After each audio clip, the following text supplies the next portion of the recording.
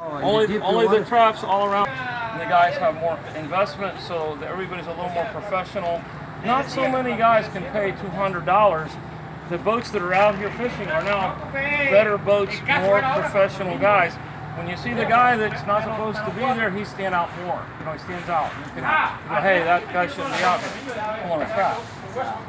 But not to say that we don't get robbed. I mean, I'm just saying, and I avoid shallow water where it's a little bit, where the problem is. When I get robbed now, I've been doing this a long time. We have a big boat, we put them in the boat, and we go somewhere else. That way, because the trap robber is going to come back to the same spot all the time. The MO is the same, year in, year out. The bad guy, he don't go nowhere else. I found that out after 40 years. But they still rob. No, they still rob. Oh yeah, the guys in Marathon have a lot of problems. It's just when you find an area. Say if you wanted to do your surveillance, it's kind of like you have to work with the fishermen and know. You can't just put something on all of the buoys. You have to find the area that's getting problems. Then you can go put your equipment on the area, on the guy's traps that are in the area where the robber, because the robber is going to come back and rob. So you set them up. I'm thinking about hide the buoy under the water. Don't worry. We've done that. Been there, done that. We have pop-ups go 6 days, 7 days. They don't go off all the time. They let the thing off. They don't come off. A lot of time don't come off. And we have, with 7,000 traps, is a lot of popping up. And we pull maybe 4 days, 5 days, sometimes 2 weeks, sometimes 3 weeks. Depends on the lobsters if they're walking or when the full moon. Well, in the beginning we pull them more often, maybe once a week. Then this time of year, maybe 2 weeks, then 3 weeks. Now it's cold. We're ready to come bring in the traps. And there's not much lobster. I'm catching some lobster. 200 feet of water. But you don't have a problem with this lodge, No one can. Nobody go there. They gotta know what they're doing even to find them. Yeah, they're under the water by themselves. The current runs, and big buoys are underwater most of the time. I gotta know when the tide is not gonna run by looking at the moon. And sometimes they don't even work that way. But if I look at the moon, I know what the moon is. I know when they're gonna pop up. Because most of the time they're under. You gotta wait for the tide to stop and go get them when they go up. Yeah.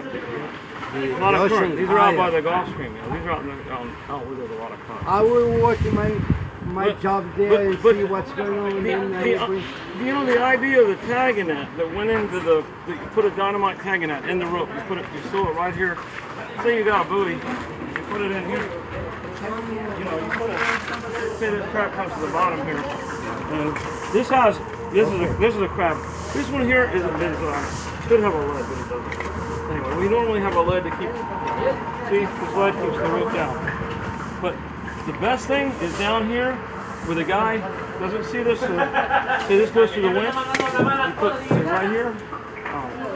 Lace and tag it on a little powder thing, and it blows up when it comes up into the pinch wheel. Because when that comes to the pinch wheel, the guy don't have no control. Boom, pops. And the dynamite tagging net is done by, you have to go get a special permit to have it. So the Marine Patrol come with a light, an ultraviolet light, and he's going to go to jail. And that's admissible in court. That's what we found that works. You put that right in the rope. Yeah, but also you got to find the bad guy. When you do that, you can pull it up also, the buoy also.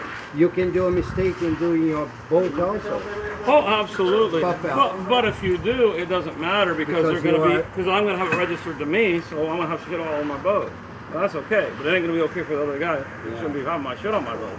And that's the best thing I found that would work. But we haven't really gotten anything that, one case. It would be wonderful to get one case to do it, but you have to find the fishermen. See what we do, we call the Marine Patrol, we give reports. Here's where we're getting robbed. It's called a trap robbing report. So when we start, that way there's a task force. We have a law enforcement task force. Okay. And I am the fisherman liaison. I'm the guy that connects with the fishermen and tells them the number to call, and they call the Marine Patrol. Now we have a meeting and we talk it's very quiet because we don't want everyone to know what's going on, and when we find where the area is that the fishermen are calling in all the reports, then they'll get the task force undercover boats and we'll go out and watch. And along with that, you got to say on a report, who do you think it may be? So it may be your neighbor. You know, might be my best friend. I don't care, because when I say the report, no one's going to know it, who it is, but this is who I think it may be. So you got to have an idea. And when is it happening? So is it happening at night? Is it happening Monday, Tuesday, Thursday, Friday? We caught a lot of people that way because the guy's writing the report, and you send the task force a couple of days, get the guy, almost. So there's only a little bit of guys that are bad. So to investigate. Yeah, but now the one guy who goes diving out here and pulls a couple of traps for dinner, you're not gonna catch him. But the guy that's a bad guy is robbing a lot of people's traps, taking all the little guys, lobsters. They want to make money. We can catch them. Now, if we had something, maybe what you're talking about, when that area is coming up, if I was getting robbed like I was when you came, because I was getting thousands of traps robbed, I would do anything. So I would have tried to, I know that we could have caught somebody very easy, whether with the pop-up thing you had or the lid, when it pops up, the signal goes off. Any which one of those would have been good. But, you know, unfortunately, you know, those guys finally left, but that was about 4 or 5 years of really bad right in this area. They were out. And we knew who it was. We you guarantee I know who it was, but you can't prove it, so what do you do? I understand. But that's where we're at. Fortunately, this season's ending, and I don't have that problem. We've Yeah, been very fortunate. We've been good. I have it 2 or 3 months, 4 months. Yeah, well, we've been 3 years very, very blessed in lobster. The last year was phenomenal. The price is good. This year the prices were really. Last year the prices. Prices the down now. Prices are down now. The last 2 years before this year were very high. Now the market's Chinese problems in China, but they're buying all the Maine lobsters, so they're buying all the Maine lobsters. So there's no, you know, they're buying 50 million pounds. We only catch, you know, 6 million here.